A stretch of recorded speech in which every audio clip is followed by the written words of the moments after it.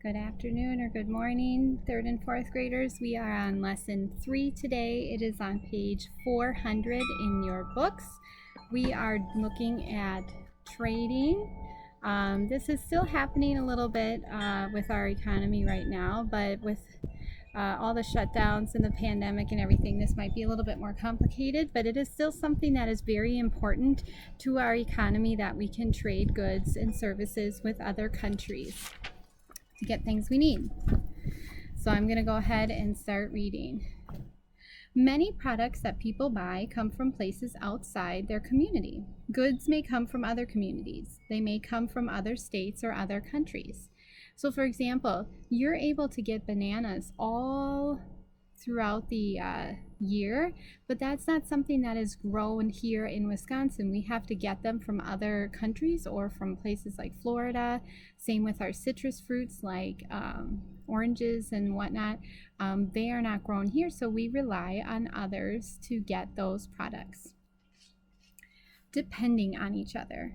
People in different places are interdependent. That was a word that we had a little earlier last week. They depend on one another for resources and products. For example, people who live in a cold climate cannot grow fruit outside in winter, which is what I just talked about. If they want fruit, they often buy it from the people who grow it in warmer climate. So like I said, we have to get certain fruits from other places because we cannot grow those types of things throughout the calendar year because it's too cold around here. However, in our area in the Midwest, we do have a lot of corn type resources that other states might not have, so then we give it to them. Moving goods. Trucks, ships, trains, and airplanes move goods from place to place. On rivers, barges often move goods. A barge is a large flat boat. There is a picture with shipping containers on the bottom of that page there that shows you that kind of thing. Improvements in transportation have made more trade possible. Today, fruits can be shipped so quickly that they are still fresh when they arrive. Keeping goods refrigerated or cool also allows goods to be moved over long distances.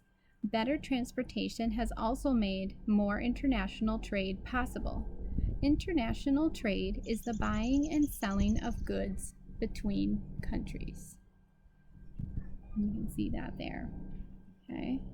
You can see pictures on that page of, like I said, the ships that do the shipping for us, and showing some people loading and unloading goods and on a plane so it can get sent to us that way should it be needed.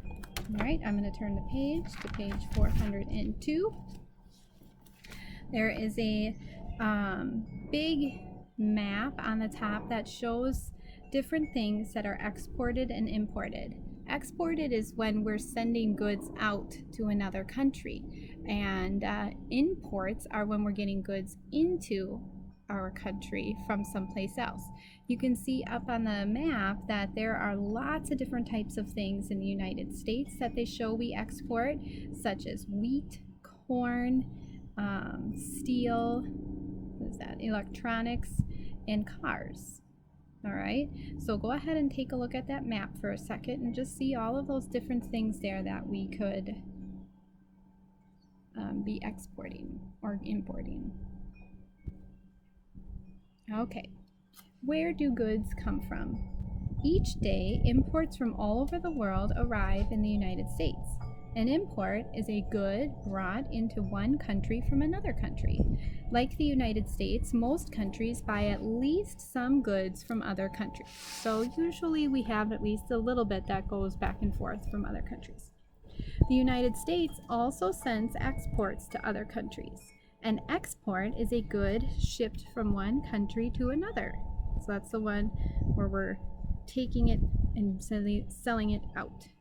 Many businesses make money selling exports to other countries. So remember, an export is something we're sending out, and an import is something we're getting in. Countries import and export many products. The United States exports computers to countries around the world.